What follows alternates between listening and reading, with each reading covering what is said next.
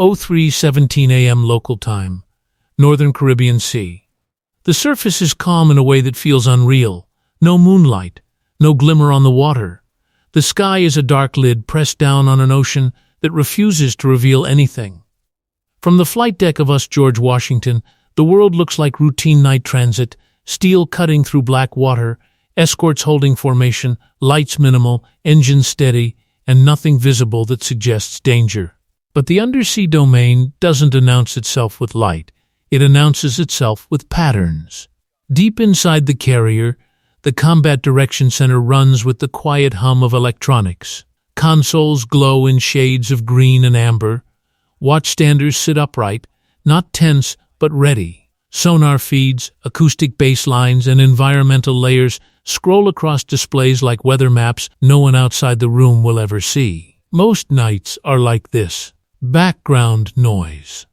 Distant merchant traffic. Thermal layers that bend sound. Ocean life filling the spectrum with meaningless motion. The sea has a rhythm, until it breaks its own rules. At 03:19 a.m., a sonar operator sees a trace that doesn't behave like noise. It isn't loud. It doesn't spike. It doesn't rush. It sits at the edge of the passive envelope like a decision that hasn't been spoken yet. A faint, stable acoustic return. Too clean to be marine life, too disciplined to be chance. It holds depth. It holds speed. It doesn't wander. That is what makes it unsettling. Because even submarines drift, currents push, signature strength fluctuates. But this contact makes micro-corrections, small, careful adjustments that maintain position relative to the carrier group's movement. Not closing fast, not falling behind. Matching. No alarm sounds, no shipwide announcement follows. The response is not noise. The response is posture. A slight lean forward. A quiet confirmation request. A second operator verifying the same trace from another console. The trace remains. At 03:21 a.m., the sonar supervisor marks it as a possible undersea contact. Passive only. No active ping authorized. Not yet. Active sonar is clarity, but it's also a broadcast. It doesn't just illuminate a contact, it announces that the strike group is looking, that it is concerned, and that it is willing to shift posture. It tells the unknown contact exactly what it wants to know most, how quickly the U.S. will escalate. So the strike group does what professional navies do when they are being tested. It waits. It listens. It builds certainty from silence. At 03:24 a.m., analysts overlay the contact's behavior against the strike group's course and speed. The correlation tightens. Every time the carrier group makes a subtle navigation correction, the contact responds, delayed by seconds, corrected by degrees, refined with precision. That is not drift. That is shadowing. And shadowing in the undersea domain is a message. Above deck, nothing changes. The carrier continues forward. Escorts keep station. The night remains still. That stillness is not ignorance, it is discipline. At 03:27 a.m., the contact shifts depth slightly, just enough to flirt with the thermocline, then settles back below. It's a textbook move. Thermal layers bend sound and reduce detection range. A submarine that knows its environment uses those layers like camouflage. Whoever is down there understands the water, and that narrows the possibilities. At 03:30 a.m., the contact's acoustic footprint becomes more defined. Low-frequency hum. Controlled. Consistent. No cavitation bursts, no chaotic transient spikes. Not the signature of a civilian submersible. Not the messy profile of something improvised. This is disciplined silence. Analysts begin narrowing the type, likely an attack submarine, operating quietly, not sprinting, not hiding, but present.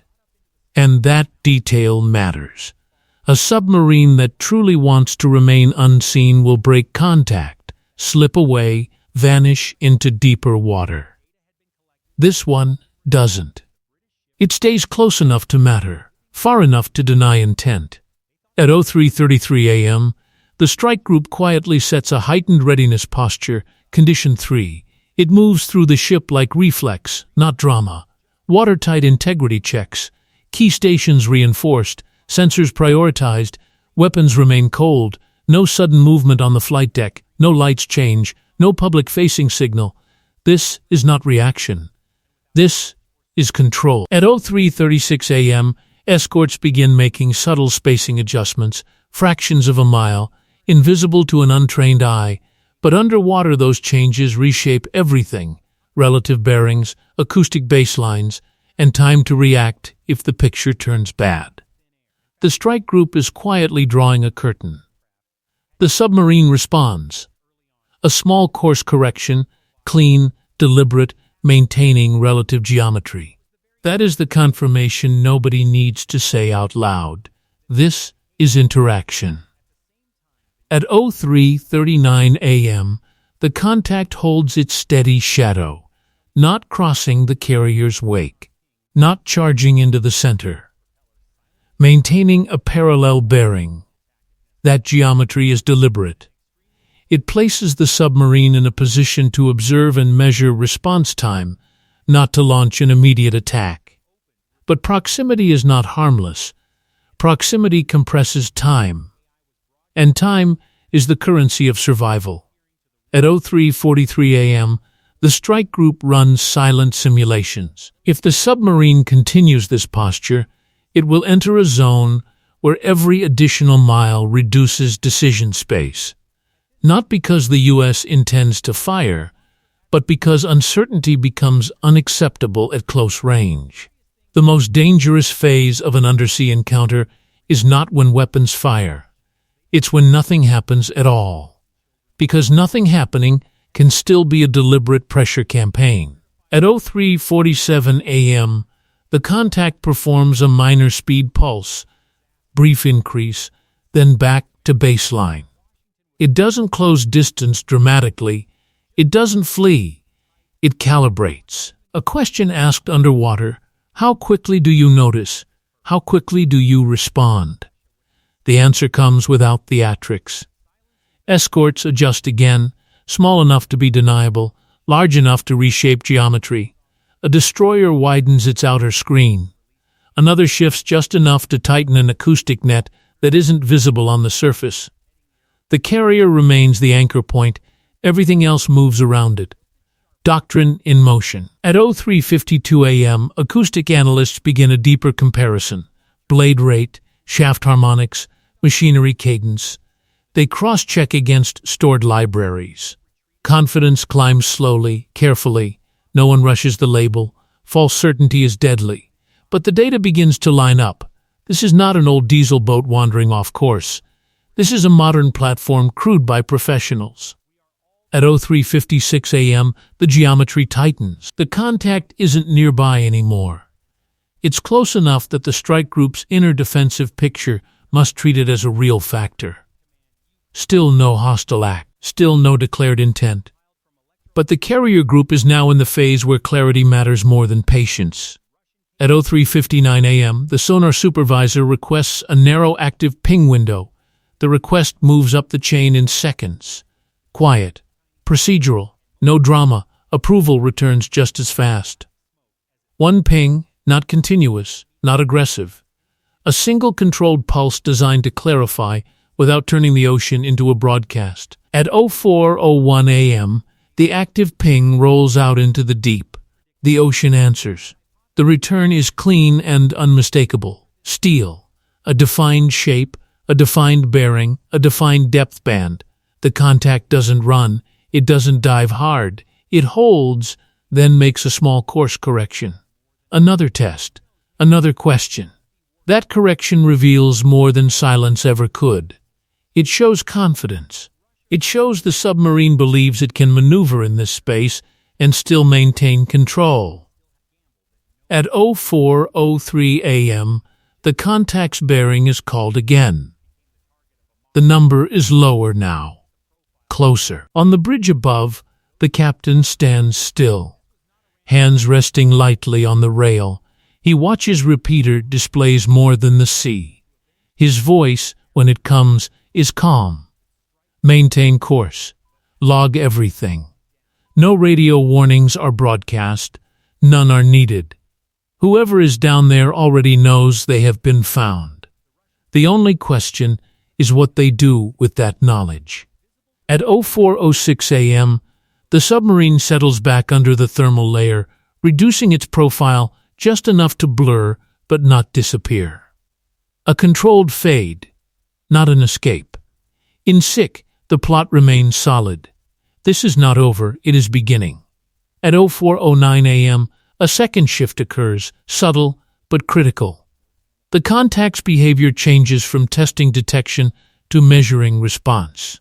It holds parallel track with quiet precision, matching the carrier's movement like it is studying doctrine in real time. That tells the strike group something important. This is not a lost boat. This is not an accident. This is a probe.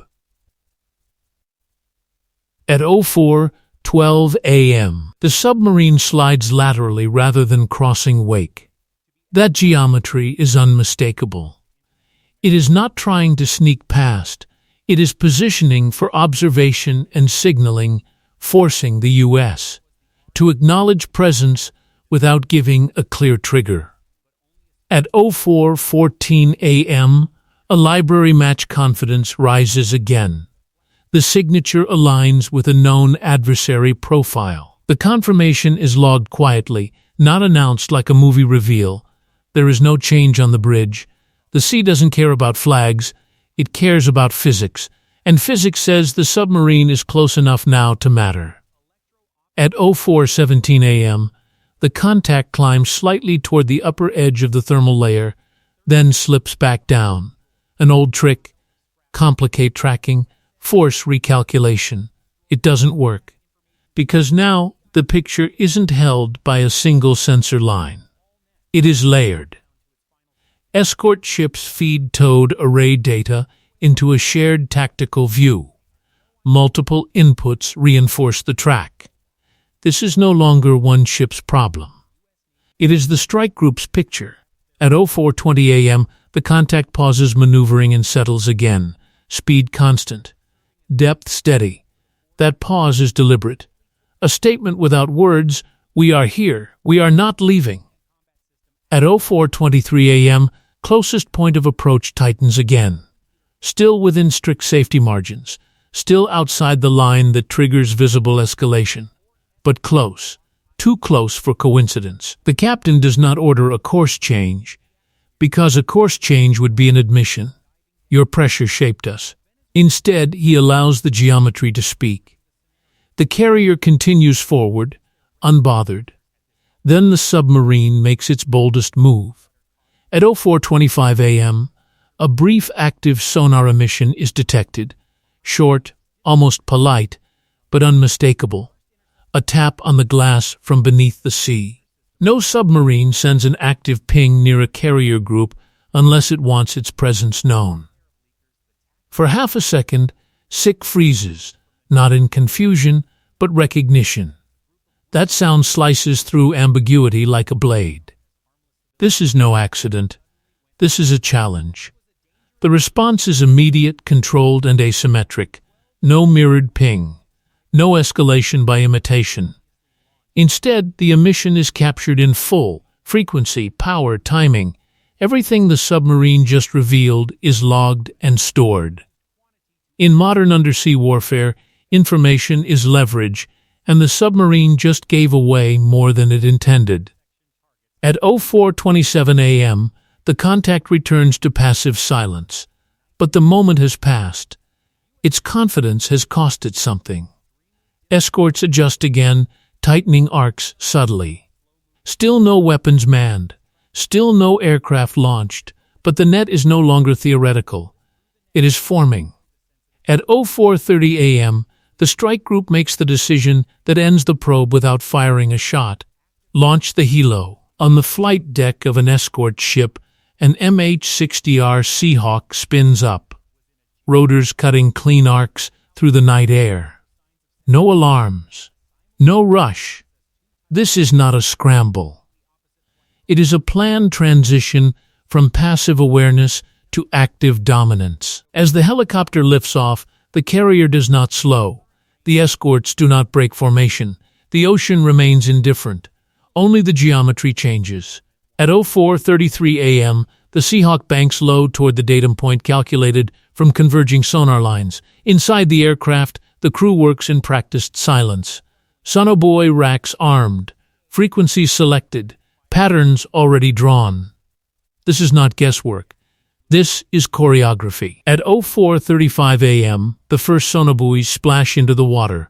Small parachutes collapse. Buoys settle and begin listening.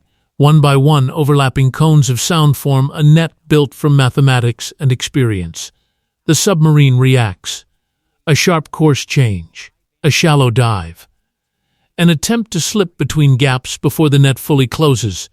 The sonar plots catch it immediately. The maneuver is clean, professional. And too late. At 04:38 a.m., more buoys hit the water. The thermal layer is no longer a shield. It is a reference point. The submarine's signature sharpens as its environment becomes crowded with sensors. Every adjustment adds detail to the picture. On the outer screen, escort towed arrays swing wide, feeding additional data into the shared display. The strike group's awareness deepens. Layers stack on layers. The hunter is now the hunted.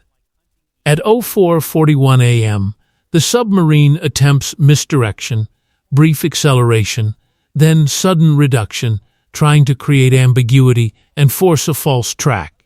It doesn't work. The Seahawk circles, maintaining altitude and spacing, never flying directly overhead. Pressure without provocation. Presence without escalation. Another buoy pings. The return is crisp. In CIC, the contact is now held with near certainty. Depth, speed, heading, resolved. At 04:44 a.m., the submarine tries to regain the thermal layer, climbing to blur its outline. It fails. The layer has been saturated and mapped. There is nowhere left to hide inside it. The advantage has been stripped away by layered sensing. For the first time since the encounter began, the submarine's behavior changes fundamentally. It slows, not drift. A deliberate reduction, the kind that signals reassessment. In SIC, analysts note the shift without celebration. A boat that was testing is now calculating exits. Confidence has narrowed. The Seahawk adjusts orbit slightly. It is no longer searching. It is holding. At 04:48 a.m., the submarine emits a brief machinery noise spike, minor but telling. A correction made under pressure. Another fingerprint added to the library. No weapons are armed. No warnings broadcast. The message is delivered entirely through control of space. You are seen. You are tracked. You are boxed. At 04:51 a.m., the submarine angles toward deeper water, away from the carrier's projected path. The escorts respond in kind, tightening arcs, just enough to deny the easiest escape corridor without making it obvious. Restraint sharpened into dominance. Minutes pass. The contact remains solid, and a quiet realization settles across the watch floor. The encounter has crossed a threshold. What began as a challenge has turned into exposure. The submarine has revealed too much, handling characteristics, reaction patterns, preferred depths, and response timing. Information it cannot take back. At 04:56 a.m., the submarine begins to edge away slowly, testing boundaries. The net does not chase. It simply remains where it is, denying space by existing. You may leave, but you will leave on our terms. At 04:59 a.m., the submarine turns further away from the carrier's track. Not a sprint, not a panic. A careful divergence that suggests withdrawal without admitting defeat. The closest point of approach begins widening. Slowly. Reluctantly. On the bridge, the captain watches the numbers change.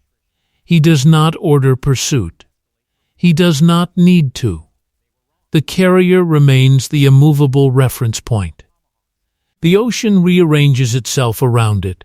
At 05:03 a.m., the submarine attempts one last check, a brief speed increase, a minor course correction, a final test to see if the net loosens.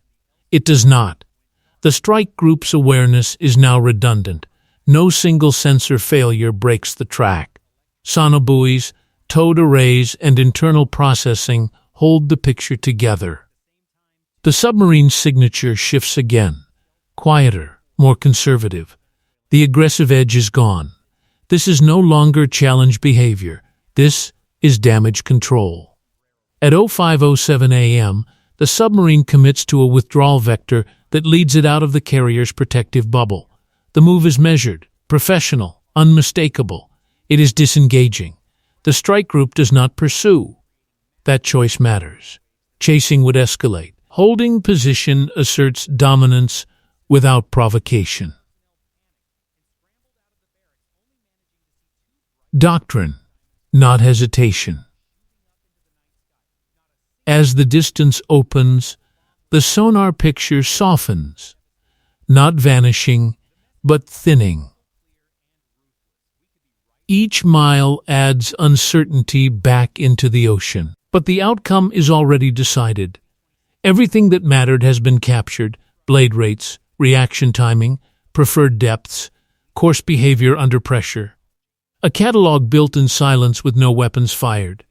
At 05:12 a.m., the Seahawk receives the order to widen orbit and begin recovery. Sonobuoys remain listening, confirming withdrawal. Escorts ease their arcs by fractions, reopening space without surrendering control. The carrier never alters course. Below, the submarine continues retreating. Its intent now clear: separation. The encounter ends the way modern maritime competition often ends, not with explosions, not with warnings, but with a lesson delivered through geometry, patience, and restraint. In SIC, final notes are logged: time of disengagement, last confirmed bearing, estimated exit corridor. The watch resets to lower intensity, but focus remains sharp. Above deck, sailors see only calm sea and a dark horizon turning gradually toward morning. But beneath, a boundary has been enforced. And someone has learned, quietly, completely, what it means to approach a carrier strike group, test its silence, and leave with nothing gained except the knowledge that it was fully mapped. The ocean returns to quiet, not suddenly, gradually. As sound layers fall away, the submarine's signature thins until it becomes just another possibility among many. The plot is annotated, not erased. Withdrawal does not mean absence, it means patience. And patience at sea is how advantage is preserved. By 05:19 a.m., the carrier group continues its transit as if the night passed without incident. That is the final statement. No press release, no dramatic radio message, just steady speed and steady course. Because dominance, when it is professional, does not need to be loud. Sometimes it is simply the side that holds its mission unchanged, while the other side blinks first.